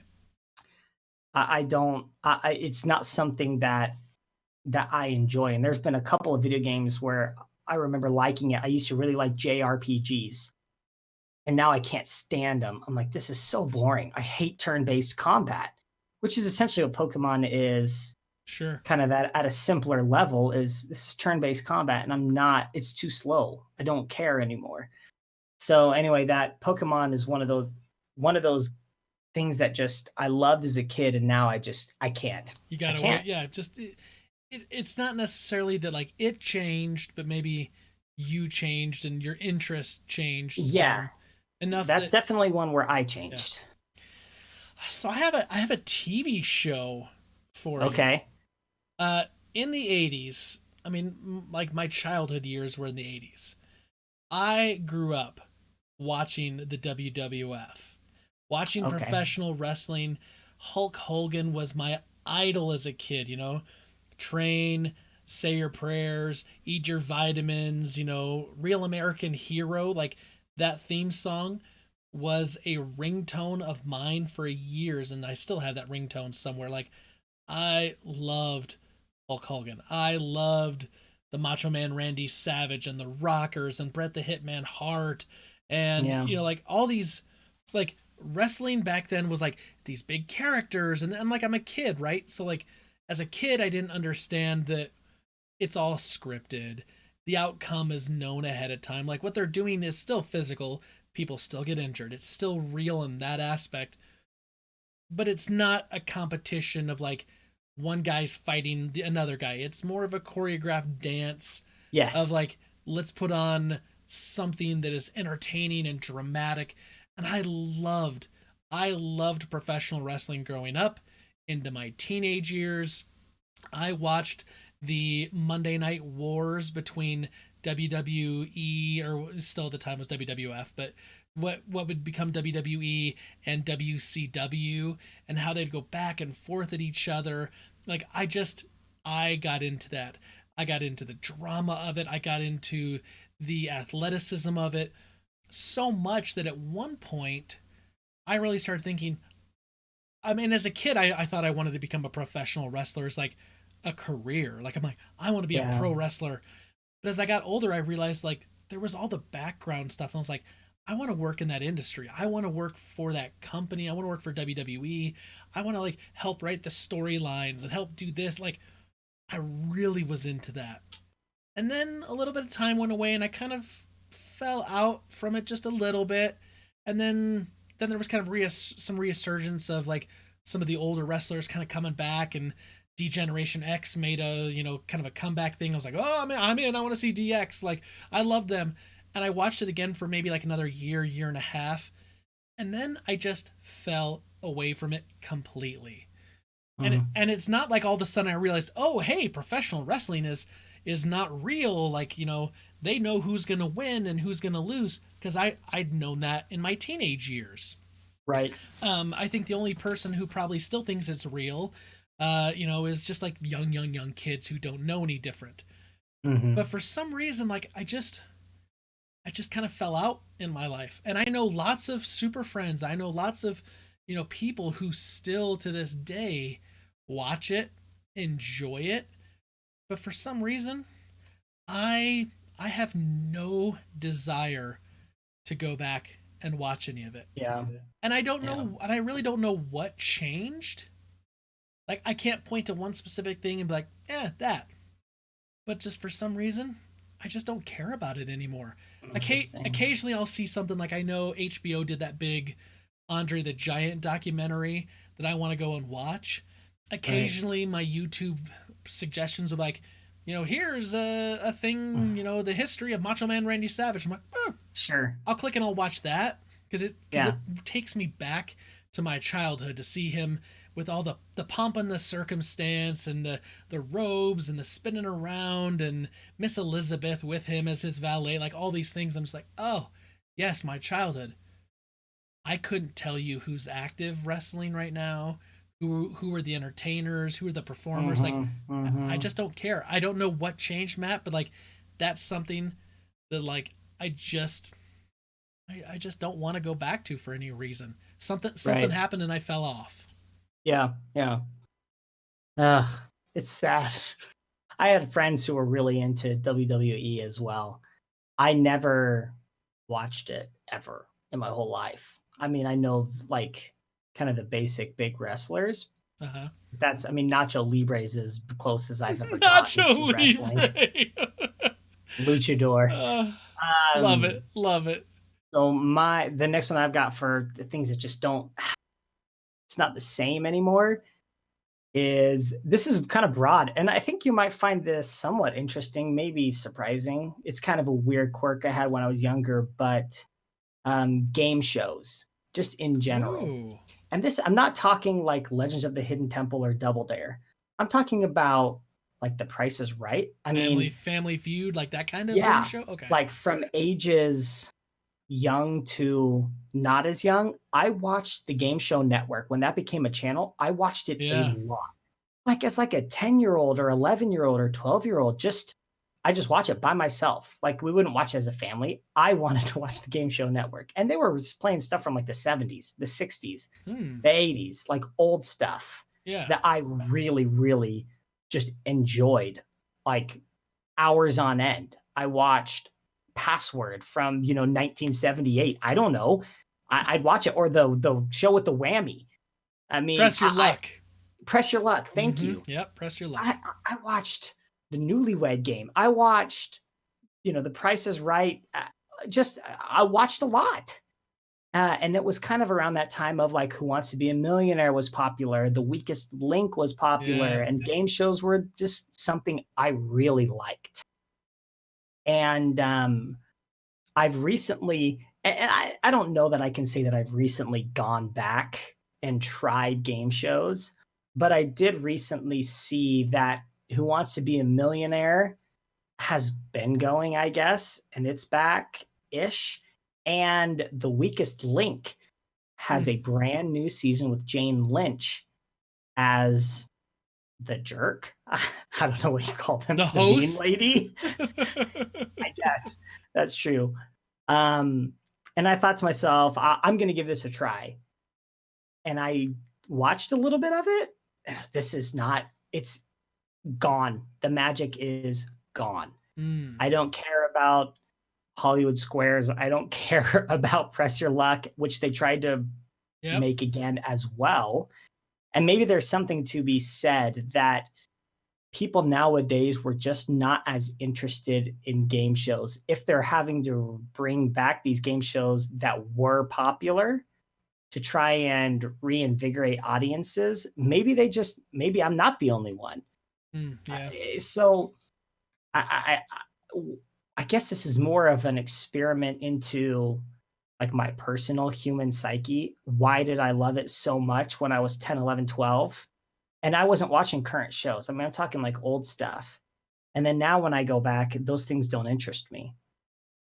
It's just one of those things where I've changed, and that kind of fun and joy that I got from watching those shows by myself, it's just not there. I don't want to watch it.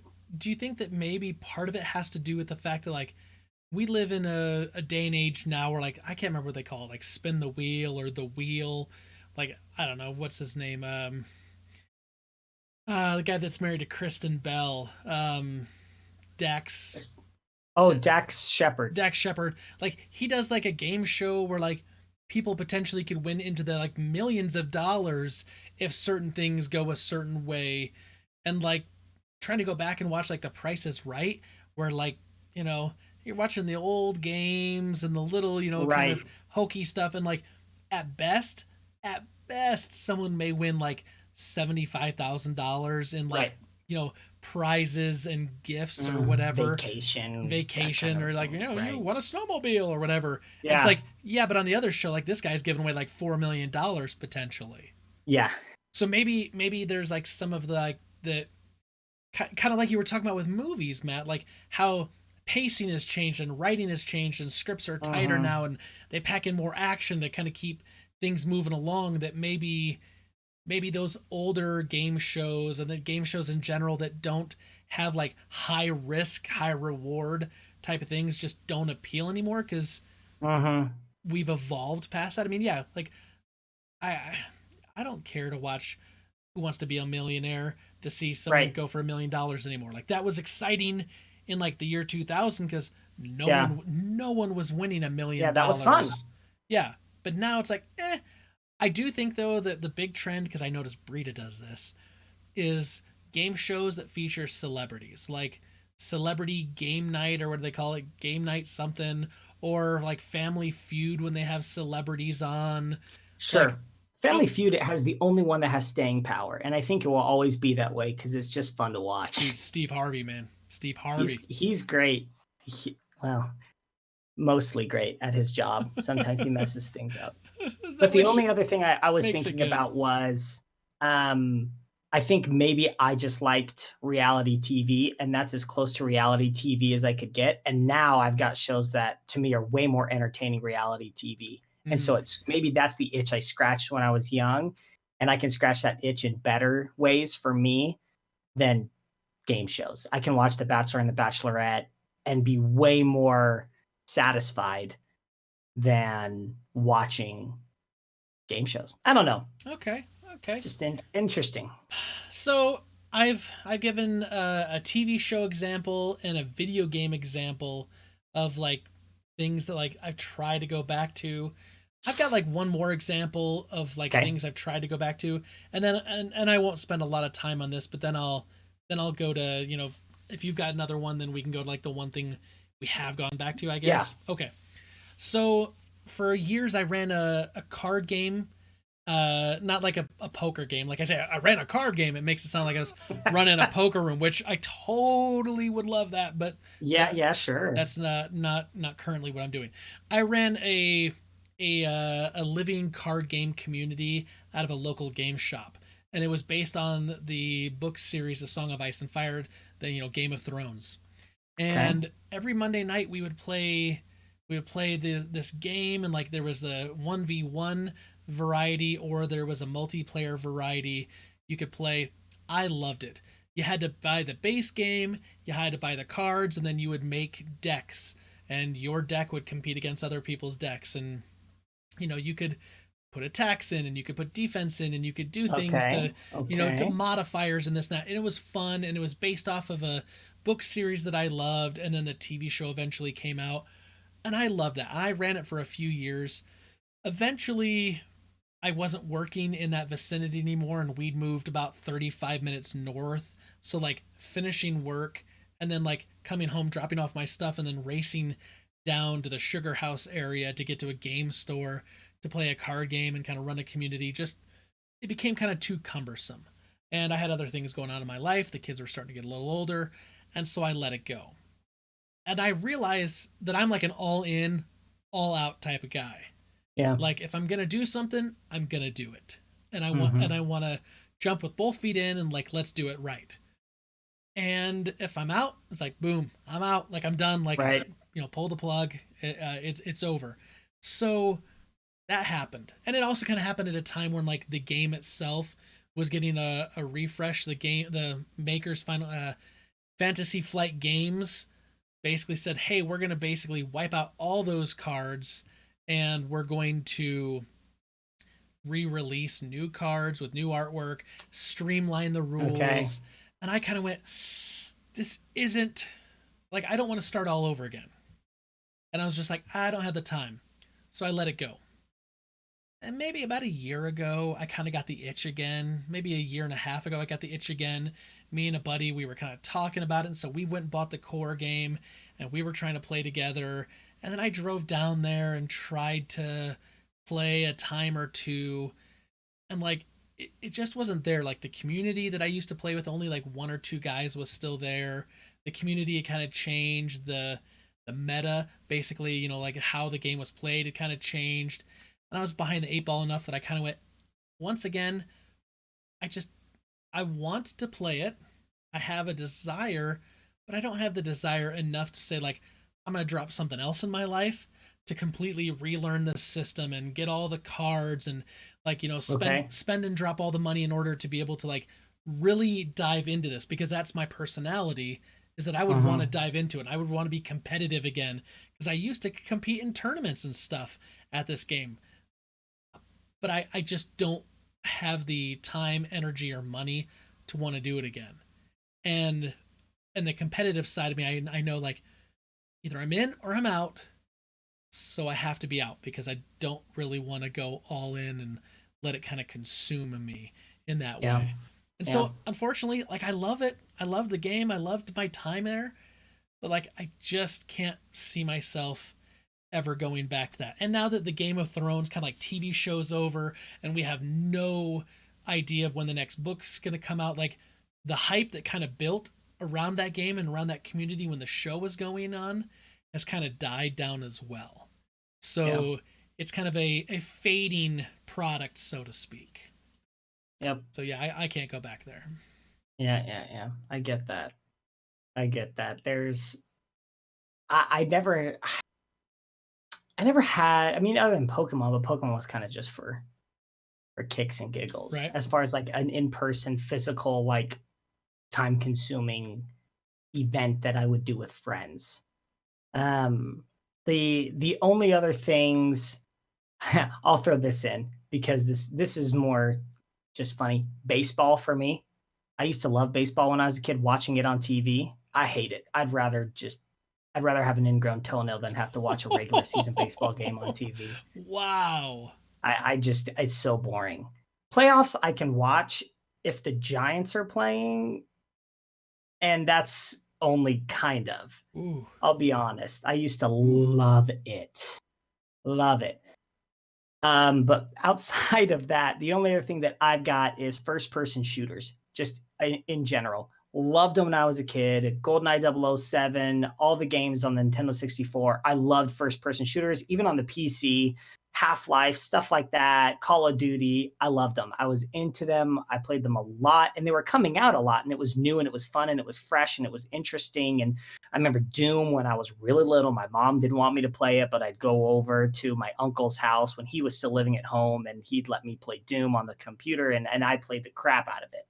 Okay. Now, I'm just not interested. If it's an FPS, I'm not going to play it. I tried to play Doom and Doom Eternal, and I couldn't finish it. I returned Doom Eternal, and I played it for like an hour and a half, and I was like, nope, game stop, here you go. Like, give me $30. I don't care. I just don't like it. It's not fun for me anymore. I don't know that there's going to be a first-person shooter that I'm going to be excited about. They could resurrect and do a full remake, which maybe they've done, of GoldenEye 007, and I just don't think I'd be interested. I just don't care anymore. That has totally lost its magic for me. And maybe it's because, like, the couch co-op days of my youth are over with. Okay, yeah. And those used to be really, really fun days. You know, no screen peeking and yelling and late nights with pizza and sleepovers. Yep. You know, that probably plays into it as well, because that's a big part of my childhood with video games, is playing with friends. And so first-person shooters was the last thing that I had. Just, I'm out. I haven't played an enjoyable first-person shooter in a very long time. I don't even know the last time. So anyway, that's the last bad thing. I've got one good thing. I've got one good thing too. And all right. It probably won't surprise you. Maybe, I don't know, maybe it will. For me, right now, Animal Crossing New Horizons. Mm. I picked that game up, March 20th when it released, like right after we got back from Hawaii, just as the lockdowns were all starting. And, we're kind of like realizing this pandemic was going to be a different thing than we thought it was going to be initially. And I went and bought another Switch for Brita so she could have Yeah. Animal Crossing. And we played it probably pretty solid for like 2 months. I'd probably say I played it almost daily for a good like 2 months. Every day, doing all the things on Sundays, spending time, time traveling, the stock market's like I've got 62 million bells sitting in my account still. So many. Still. Um, but then I just kind of like other video games kind of came along and I went, Final Fantasy VII Remake is here now, and I started playing that, and just I kind of got invested in some other stuff, and just one day I just kind of put Animal Crossing down. Started playing other stuff, starting doing other stuff, streaming on Twitch and Fall Guys and Among Us and Final Fantasy VII Remake and just whatever, right? Played a bunch of different things, and I just kind of stepped away from it, and then just recently with the fall update, and I missed like there was like a summer update that like all of a sudden you could swim. Like I missed that. Like I didn't like now I'm doing it, but I kind of missed that. And then I kind of got to this place and I went, okay. At the beginning of this pandemic, I found it very relaxing. I can jump in, I can play for an hour or two or three or 8, or I can just jump in for an hour. I can jump in for half an hour and like do some things, kind of do my quick little daily tasks that I want to do, whatever, advance the day forward or whatever. And then I can kind of keep figuring out what I want to do to like tweak my island. But I found it very relaxing, especially in the midst of like all this stress of the pandemic and the kids being at home and doing school from home and all this. Like I needed time just to unwind and have a break. And like that game gave me like, it's just a chill environment where I could, kind of escape what I was doing and get into this virtual island and just relax. So now that I've jumped back in, I'm kind of finding like I'm still getting those vibes. I'm still enjoying it. Like it's just a way to relax and just chill, and I don't have to like overly think things. Like I went in the other day, I was like, you know what? I don't like that I have all my little shops and the my Nook's Cranny and my tailor shop and my museum all together on this like one little road. I was like, it doesn't give me any real reason to go to certain other parts of my island. And if I want to expand my island out, like, and do island tours at some point and show people around, like, if all the things are right here and they're all clumped together, like it doesn't make sense. And so I started moving stuff around, and I was like, well, if I'm going to do that, like I'm going to move this waterfall back a couple feet, and I'm going to relocate a bunch of my trees to make an orchard so that I can clean off a bunch of these fruit trees because I don't need the money anymore. And I'm going to redo this river so it makes more sense. And I started going to town with like terraforming my island and adding things and moving stuff around and trying to come up with some ideas. And I've been watching other streamers stream Animal Crossing and getting ideas and watching some YouTube videos, because I'm just like, I want to just do something that's like, okay, here's a little goal and I'm gonna start working towards it. That game for me is a game that like I probably put down for 5 months. And I've picked back up now again, and it's like I haven't missed a day. Well, of course, I had bugs in my house. Like the first day was like I missed some time, but now it's like I haven't missed a day, and like I'm just kind of chill and like I can fire it up and play a little bit and put it back down and do that while I'm like binging now How I Met Your Mother. So that's one for me currently that I've been able to go back to and enjoy it again, just like I did earlier. Yeah, that's awesome. That's awesome. I agree. I've played Animal Crossing a little bit more in between, but you were hyper concentrated in those first few months. I look at your like hours played, right? Like double mine, and I've played like 140. Yeah. and you're well into the 280s, I think. But Yes, anyway, somewhere around there. Yeah. probably more than that now. I haven't checked in since I started going back as well for the Halloween update. But the the fandom, the thing that I was into, I took a break from this probably from 2003 until maybe 2017. So this is a big break. And I've gone back and it's bigger, better, and bad-ayer than before. And that is the Backstreet Boys. The Backstreet Boys. The Backstreet Boys. I was a huge fan of the Backstreet Boys back in like middle Wow. school, junior high, whatever that era was in my life when I Okay. was like 11 years old. I loved Backstreet Boys. And I was somewhat ashamed of it because, you try and be masculine or whatever you want to be. Back in that day, it was not cool to like No. Backstreet Boys and NSYNC and 98 Degrees and none of that. Uh-huh. But I loved it. I listened to it all the time. Every time I hear the Millennium album, I'm thinking about that playing on like my boombox while playing Goldeneye. Like I can see myself holding the Moonraker, shooting. Anyway, it was a big, big part of my life. Okay. Loved the Backstreet Boys. The first album I ever purchased was Millennium from the Backstreet Boys. And then I went on a break and I stopped. I got into rock music and that was it. Like I only cared about rock. It was Newfound Glory, The Starting Line, Yellow Card, Fall Out Boy, like that's it. I lived in that genre of emo rock for Okay. There a you go. very, very long There time. you go. You said emo rock. I was like, is that rock? You qualified it. We won't argue. I'm not Yes. gonna dignify your thing with a response. Like whatever, dude. They play their instruments. It's rock. But then I just took a break from Backstreet Boys until 2017 when they made a hard comeback with their DNA album and they charted #1 for the first time since like Millennium, I think.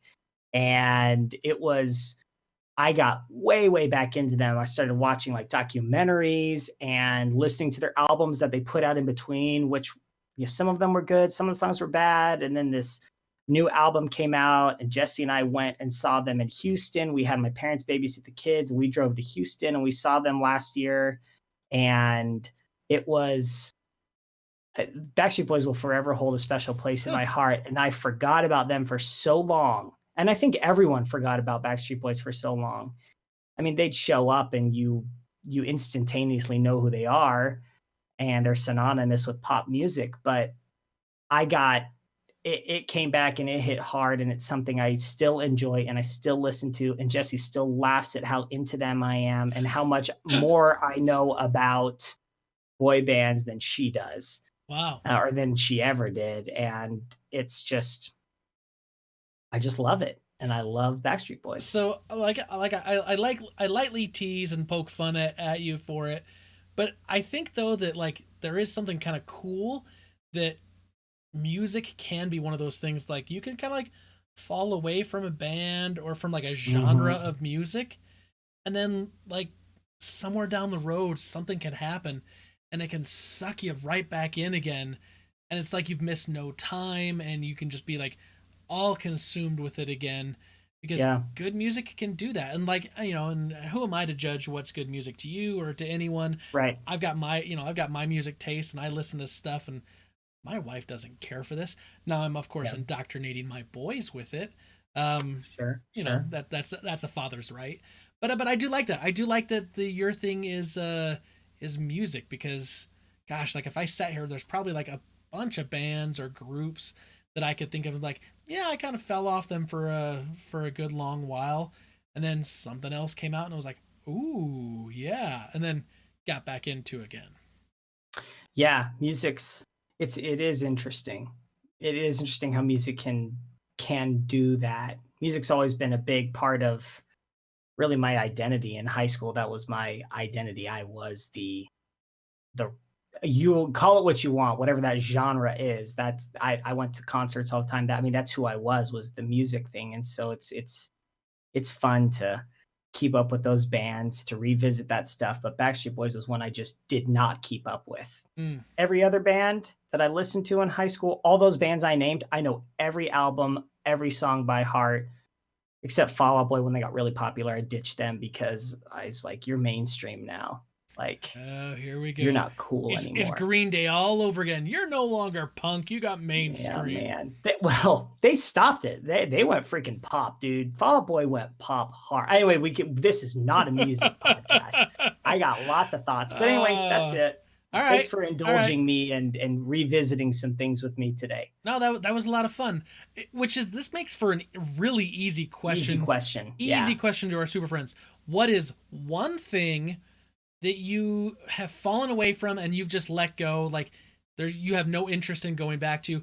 And what's one thing you've fallen away from and then come back to and absolutely loved again? And super friends, we want to hear from you because this should be easy. I'm sure there's lots of really, really cool stuff we're going to hear and go, oh yeah, or okay, I see all that. But get us in all the normal places. You can get us at Gmail. You can get us at Facebook, Twitter, Instagram, YouTube, our Discord. Let us know, and we will read those answers next week. Matt, not to spoil things, but we're getting really close to spooky season. Oh, I can't wait. And we've got some spooky things coming on up down the road. Yes, we do. And I know you're excited for it, and I'm hesitantly excited for it because I feel like you're gonna make me watch some scary stuff. Yeah, baby. So anyway, let's get out of here. Super friends, from all of us here at the Fortress of Nerditude, to all of you out there, wherever you may be, may the Force be with you. Always. Wonderful. All right, we'll hit that stop.